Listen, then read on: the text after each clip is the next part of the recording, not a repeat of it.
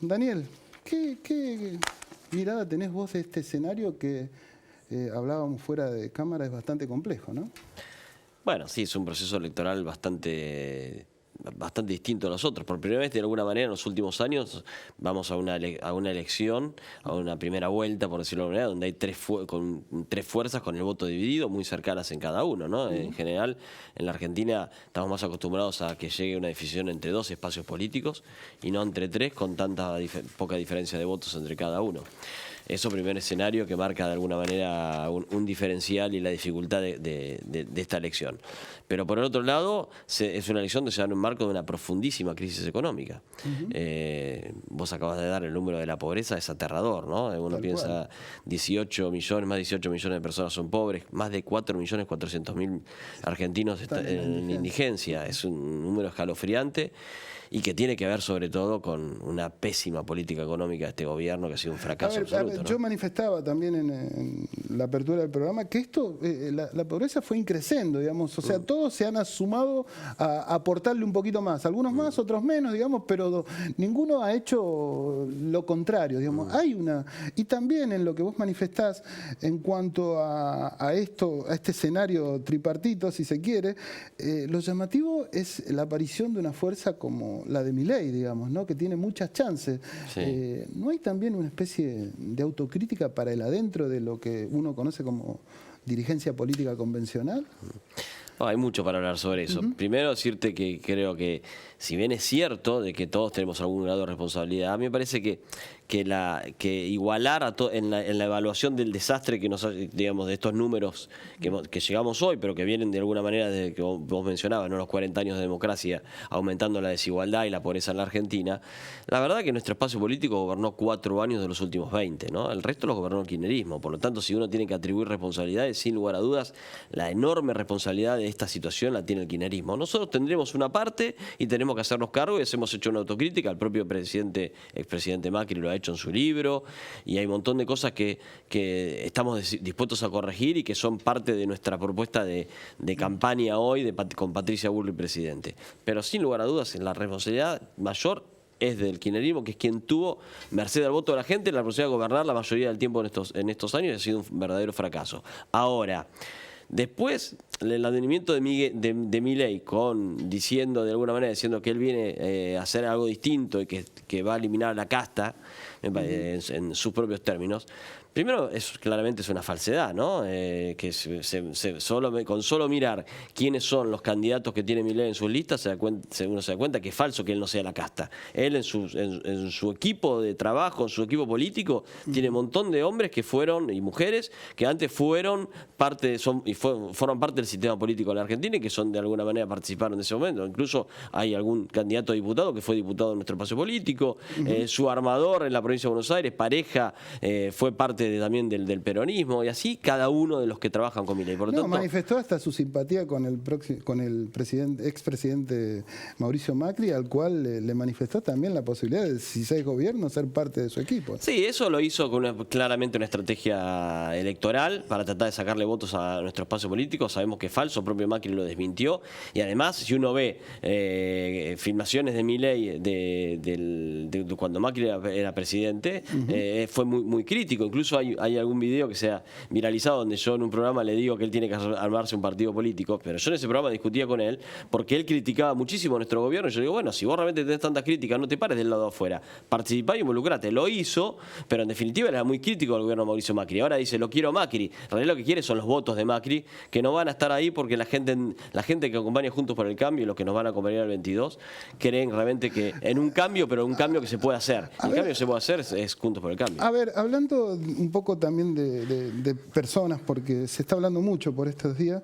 el propio Morales, el actual gobernador de la provincia de Jujuy, dijo que Mauricio Macri le hizo mucho daño a Juntos por el Cambio. ¿Vos coincidís con esa apreciación, digamos, que la lanzó en estos días, no? No, ¿cómo voy a coincidir si Mauricio realmente es el líder, de alguna manera, de esta construcción que tenemos, que es Juntos por el Cambio? Él fue el que fundó el PRO, que era un partido político de cero, que llegó a ganar la ciudad y gobernar la ciudad exitosamente, la ciudad de Buenos Aires, y luego él llegó a ser presidente.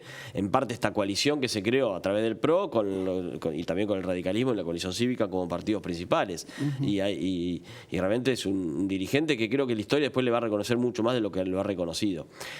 Por lo tanto, no, yo creo que claramente Mauricio digamos, es uno de los líderes. Por supuesto que hoy tiene un rol distinto al que tuvo cuando fue candidato. Hoy puede opinar desde el lado de la experiencia que tiene de haber sido presidente, pero no, yo creo que Mauricio le suma a nuestro espacio, no le resta de ninguna manera. No coincido con la declaración de Morales, que también la hace porque él pertenece a otro partido político, al UCR, que ha tenido algún sector del radicalismo, ha tenido algunos vaivenes, ¿no?, en este marco. Pero me parece que no, que se equivocó, pero es opinable, es su opinión. ¿Vos creés que el radicalismo va a acompañar todo este proceso, digamos, o al menos esta situación en donde ustedes están como una tercera pata en función de esta elección, digamos? O sea, va a acompañar al 100%, porque hay muchas, ¿no? Morales, sino también hay otros también. No, sí, mira, yo creo que sí, sin lugar a dudas que lo va a acompañar, porque además son parte de la coalición. Muchos dirigentes radicales hoy son candidatos, no solamente cargos ejecutivos, sino cargos legislativos, con solo mirar las listas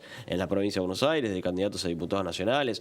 El propio candidato a senador nacional por la provincia de Buenos Aires es Maximiliano Abad, que es el titular además de la UCR bonaerense. No, van a acompañar. Después puedes tener algún dirigente que tenga alguna visión particular, como Gerardo Morales, pero que en definitiva hoy lo que uno le pide a Gerardo y a los gobernadores es que trabajen fuertemente para ganar la elección, porque además ellos saben muy bien, tanto Morales como todos los gobernadores que han sido electos en este proceso, y nos ha ido muy bien. Vamos a tener más de 10 provincias gobernadas por Juntos por el Cambio. Ellos saben lo que es gobernar una provincia con el presidente de otro espacio político, y las extorsiones que han sufrido en estos 4 años.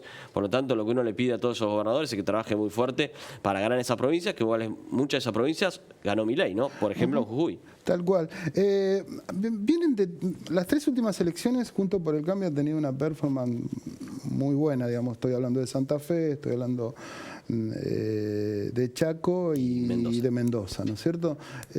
¿Vos crees que eso va a replicarse el 22 de octubre? Digamos, sin obviamente tu expresión de deseo. Claro, la expresión de deseo que sí, pero no, más allá de eso, mira, yo creo que en la elección de las PASO en esas provincias no se disputaban cargos locales, y por lo tanto, y en muchas otras provincias, y eso yo creo que tuvo una influencia, porque en definitiva la estructura política provincial de cada uno de los espacios no estaba tan involucrada porque no se jugaba demasiado en lo local.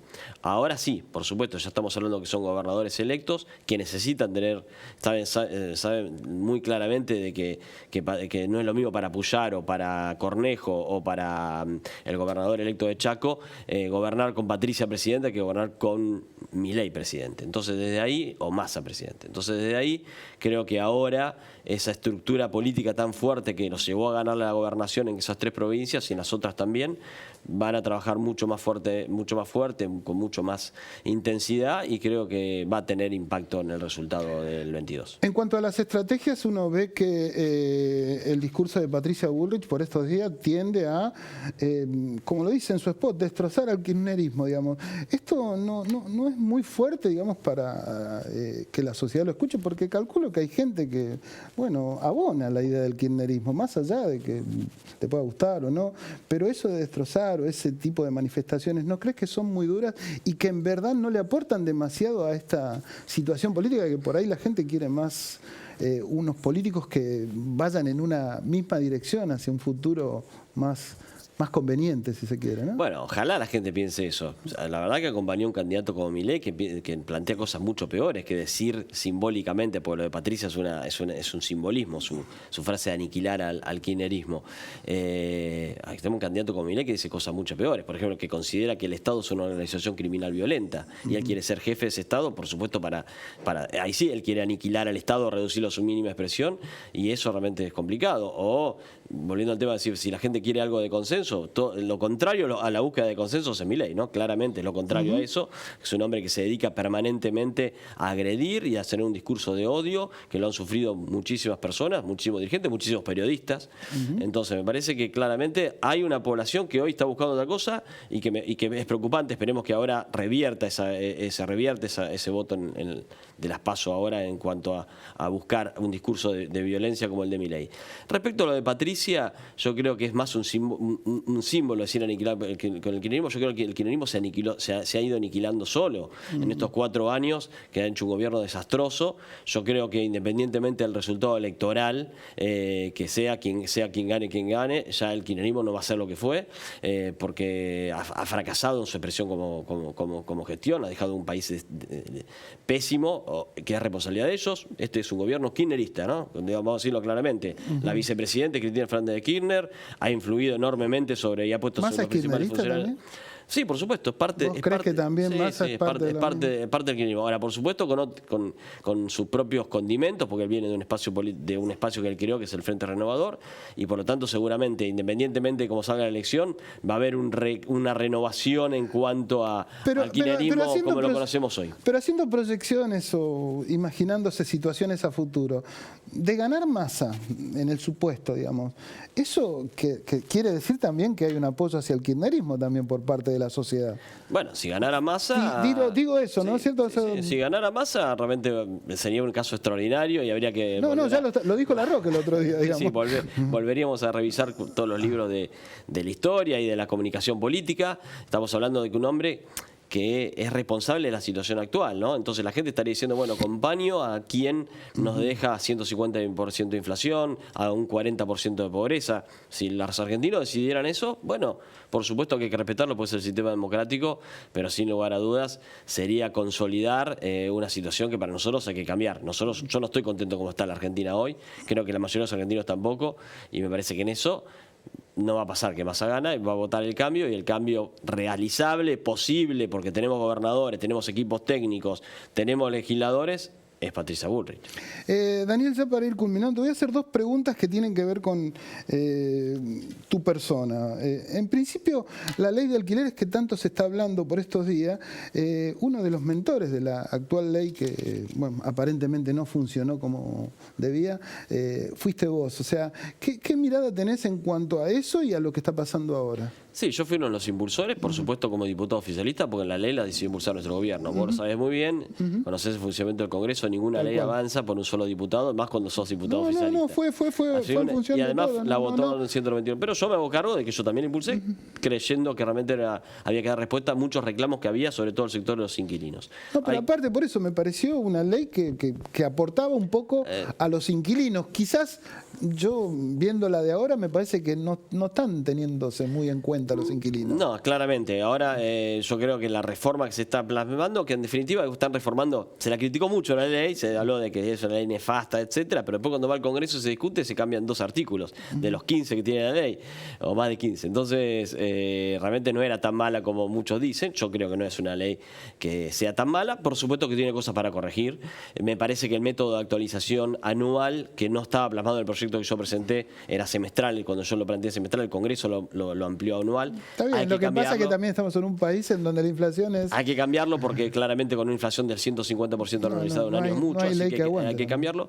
Yo estoy convencido que los 3 años es beneficioso para los inquilinos, sobre todo la estabilidad, pero por supuesto, generando una rentabilidad al propietario para que esté contento con ese inquilino que le paga todos los meses. Ahora, si el propietario siente que todos los días toda la renta que percibe cada vez vale menos porque tiene un año congelado con una inflación tan alta, ahí es donde se empieza a ver los problemas de la falta de oferta. ¿Crees que va a haber una salida? No, la salida es que cambie el gobierno y cambie la política económica. Independientemente que ahora cambie la ley, lamentablemente el problema del mercado inmobiliario no va a cambiar mientras no tengamos menor inflación y estabilidad económica, cosas que hoy no pasan. Pero por supuesto que una mejora sería, insisto, cambiar el régimen de actualización. Y después los incentivos para la oferta, incentivos impositivos que se votaron también en la Cámara de Diputados, que creo que es una buena opción. Yo también lo había planteado en su momento, no tuvo consenso en mi propio gobierno, no quisieron en ese momento hacerlo, pero creo que hoy es absolutamente necesario que haya incentivos impositivos para los propietarios, para que haya más oferta, que es uno de los principales problemas que hoy hay. Ya para ir terminando, como te decía, mientras nosotros estamos charlando, se está debatiendo en el Senado de la provincia uno de los puntos que tiene que ver con el caso de Julio Chocolate Rigou, digamos, el muchacho este que lo encontraron 48 tarjetas en un banco, digamos. ¿No fue bastante débil el pronunciamiento por parte de la Cámara de Diputados en función de un hecho de corrupción, digamos, marcado como este? Sí, a ver, hubo diferentes... Yo he sido uno de los que he tratado me he expresado y he criticado el fallo, que el fallo es una aberración jurídica. Más, a ver, no, voy a corregir, no es una aberración, es una aberración. No sé si tanto jurídica, porque tiene un sustento jurídico, pero creo que los jueces debieron, más allá de si hubiera o no delito, que es lo que ellos consideraron, debieron ordenar continuar con la investigación, como ahora está pidiendo el fiscal Bogliolo, sí, que apeló el fallo. El fallo es muy criticable. Después, por supuesto que acá lo que hay que hacer es investigar, tanto administrativamente, pero también hay que recordar que en definitiva este hombre trabajaba para el PJ, no para el bloque del Partido Justicialista, no trabajaba para Juntos por el Cambio, y que además y era de planta permanente, y en general la presidencia de la Cámara de Diputados durante los últimos 20 años ha sido del PJ, salvo en un periodo de 2 años que la tuvimos nosotros. Ni siquiera los 4 años que gobernó María Eugenia Vidal tuvimos la presidencia de la Cámara los 4 años, solamente tuvimos 2. Por lo tanto, de alguna manera, los que tratan de englobar que el problema de la legislatura bonaerense de todos los bloques, hay que mirar bien toda esta situación. Quizás por ahí la pregunta va más dirigida precisamente a los bloques opositores, que no han tenido una postura más firme en función de eso, ¿no? Sí, es cierto, pero también hay que entenderlo, que la lógica de funcionamiento de la legislatura, que no digo que esté bien o está mal, es muy distinta a la del Congreso Nacional. Por ejemplo, el funcionamiento económico-administrativo de la legislatura funciona con vicepresidencias que tienen la firma conjunta, incluso de nuestro propio bloque. En el Congreso Nacional, el que maneja todo el presupuesto es el que preside la Cámara, el oficialismo en este caso, y por lo tanto hay una responsabilidad absoluta y no trabajan en conjunto. En el manejo administrativo de la legislatura hay un trabajo semi-conjunto por esta firma en conjunto, y por lo tanto seguramente las críticas son se hacen no tan públicas, pero sí adentro. Ahora la legislatura ha tomado la decisión de presentarse como parte querellante en la causa, y seguramente hay que hacer las investigaciones internas que correspondan, porque son empleados de la legislatura, ¿no? Daniel, la última, ¿qué está más fácil, la provincia o la nación? ¿O qué está más difícil, digamos? Mira, yo creo que está más difícil la provincia porque ahí ganas por un voto. La nación tenés la posibilidad con el balotaje de alguna manera de poder tener una segunda opción. Así que hay que trabajar mucho para que Néstor Grindetti sea el que saque más votos y sea el próximo gobernador, porque la provincia con Kicillof no da para más. Te agradezco mucho tu presencia acá en Acierto.